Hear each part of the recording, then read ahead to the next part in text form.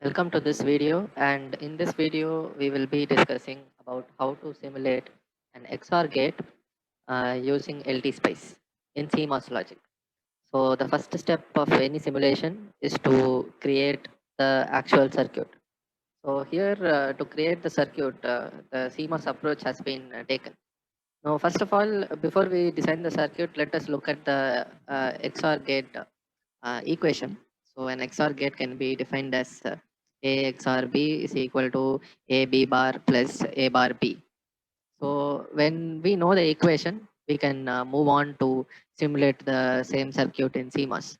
Now when we are using CMOS, one thing that we need to remember is that if you look at the circuit here, we have to remember that if two gates are going to be in series, they are going to be an AND gate, and if two gates are in parallel, they will be an OR gate.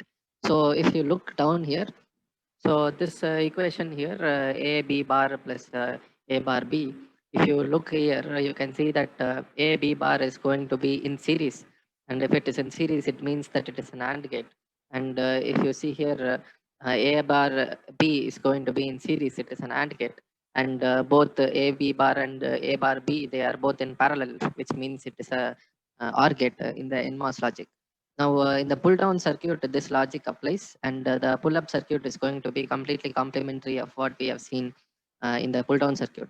So you can see here that A and B bar, which were in the series earlier, they have been in parallel, which means they are in an AND gate when it comes to pull up logic.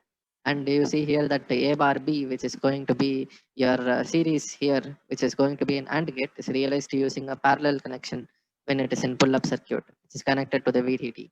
Now, one thing which we have to note here is that we are using a pull up circuit with the PMOS logic and a pull down circuit with NMOS logic because the NMOS is going to give you a perfect zero, and the pull up circuit, which is made of PMOS, is going to give you a perfect one. So you cannot interchange both these circuits because you will get, instead of if VDD is going to be let's say 5 volts, you will be getting something like 4 volts if you use NMOS here. So these two are not interchangeable. Do not interchange the PMOS and NMOS, and keep the PMOS for pull up and NMOS for pull down. So this is the circuit. We have designed the circuit using CMOS logic. Now we have inverted the output because whatever output we are getting here will be the complement of this equation that we have first initiated. So we have to complement the complement to get the initial equation. So we have used an inverter here, and that inverter will pass the after passing the output through the inverter, we will get the final output, which is A B bar plus A bar B. So let us now see how to simulate this circuit in LT space.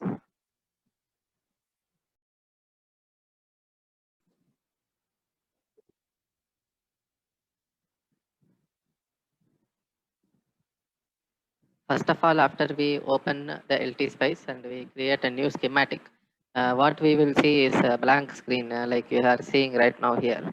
So the first thing is we need to make sure that we have the MOSFETs in the correct place. So first thing I would like to mention is instead of using the NMOS, which is the preset NMOS, always go for NMOS 4, because in the NMOS 4 your substrate will not be grounded by default. So when we are using for pull-up circuits and pull-down circuits, it will be very useful. So when we have NMOS 4, the first thing that we would like to do is to make sure that we have two NMOS circuits according to how we would like them to be in the circuit. So we have placed the four NMOS devices in the circuit. Now we will uh, immediately choose the PMOS and place them in the appropriate places. So we will go for PMOS 4 as well. So we will go for two PMOS logics, and we will place both of them here. Now the next thing that we want to decide is the voltage source. So here we will generally give a 5 volt voltage source for our biasing. That is what I am going to do here. And once you give the voltage source, you can immediately go and give the DC value as 5 volts for VDD, so that it is immediately taken as 5. Next thing that we want to do is to give a ground. So uh, sorry, the ground is not here. It will be present in the control panel itself. So after we have the basic components of the circuit, and we would also like to create one more inverter circuit here.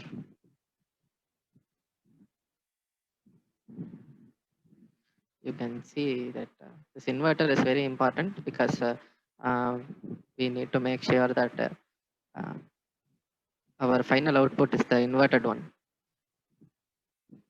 And yes, so now we will be going on and implementing this logic and connecting this first using wires, and later we will be viewing the waveforms. Now the important point here is viewing the waveforms, because that is where many people get stuck. Because building the circuit is very easy, we just have to click the components and drag them, but realizing the waveforms is a little bit tough. So for that only, I think this video would be very useful. So I will be exhibiting those waveforms soon enough, after I connect all the components of the circuit. Feel free to skip this part of the video.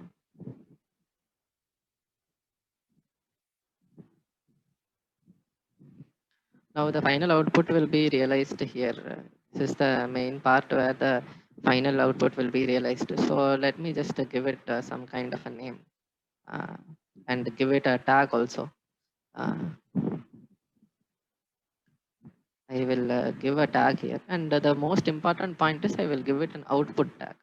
So I will give it as a Y, and I will give an output tag here. Now we have to give the A and the B inputs here, right? So that is where the main first will come. So here, let us first just select a voltage, two voltages, because for A and B, let us select two voltages. And instead of giving a DC value, what we should do is we should go to advanced. And if you see here in advanced, you will see that there are different options which are available. So first you select the pulse, and you give something like V initial is 0, V on is 5, time delay you give as a 0, time to rise you give as a very small value, because you cannot give 0 in LT space. Time fall also you give the same value. Time on and time period is where we need to be very cautious, because A and B we cannot give the same time period and expect the different output results. So here I will give 2, and I will give 4, and click OK. And here in the case of V2, I will give uh, same advanced. I will go to pulse. V initial is 0. V on is going to be 5 volts. Time delay I will give as 0. Time to rise I will give as 0.0001. And time to fall I will give as 0.0001. Time on I will give as 4, and the time off I will give as 4. So time period will be 8. So this is the only differentiating factor, I would say. Uh, Let me move this source to the top. Now what I will do is I will ground the negative, and I will name the positive using as some sort of input port. So I will name them A, and this I will name as B. I will give it as an input port. Now this is going to be A, and this is going to be B. Now for A bar and B bar, what we will do is we will take inverter. We will place here. We will connect the inverter to the location of A, and from B we will take and connect it to the other inverter. Now we will go into the inverter properties, and for value 1 we will write V high is equal to 5.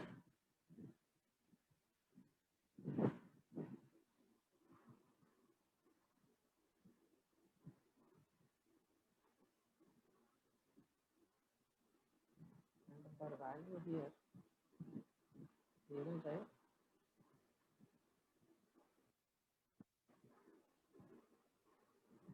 V high is equal to 5. Sorry, here what we have to do is we have to write V high is equal to 5. Now this is the very important step, because if you do not give this, it will take the default value of V high as 1. Now we will proceed to give the port as B complement, and I will give it as an input port, and here I will give it as A complement. Now comes the important part where we are assigning the labels. So first I will give A, and I will give input as A. I will give it here, and I will also give it here, let us say. Then I have to give a complement. So I will create a complement. I will put the port type as put, and I will give here and here. I have to add the parallel connection. I forgot that. So I will give B, and AC and B will be in parallel. Here I will give and change it to B complement.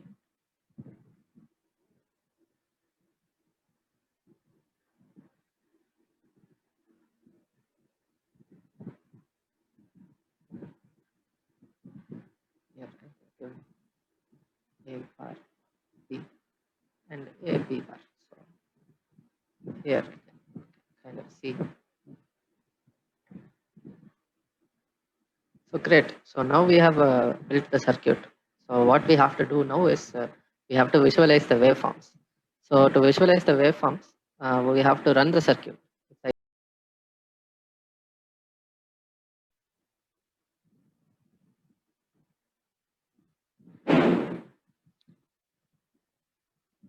Now we can see that the entire circuit is complete, and we can see that all the voltage has been pulsated. So we can see that we have a pulsating waveform here. Now we can see that the entire circuit is complete also. So the output of the first part is given as a inverter input. We can replace this inverter with something like A1 or A2 also. Both of that is also permissible. But here I have decided to go with a CMOS entirely. So I am giving a CMOS inverter. So now to simulate it, what we have to do is after we build the entire circuit, we have to let me undo what I have already done. So we have to click on run. So first we have to click on run, and it will give a simulation command where it will ask if it is a transient AC or DC sweep or noise or DC transfer. Now here you have to give a transient. It will be default. It will be transient. So you give here the stop time as 8, and you start to save the data at 0. Now it is fine if you don't give start data. Now you just give transient 8 and then you press OK.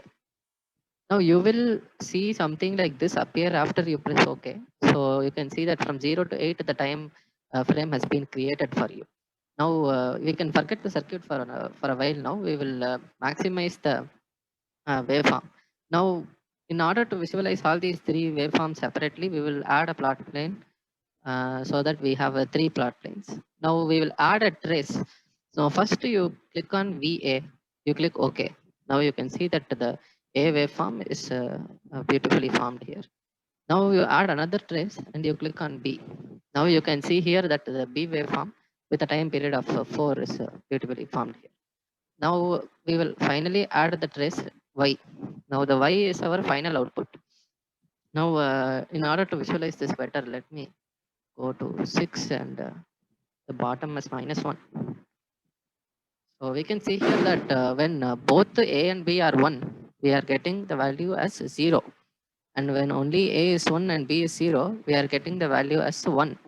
And when A is 0 and B is 1, we are getting the final value as 1. And when both are 0, we are getting 0. Now this is the working of a XOR gate. So for all the values of A and for all the values of B, we can see all the values of Y. For A equal to 1, B equal to 0, and for A equal to 0, B equal to 1, Y value is 1, otherwise it is 0.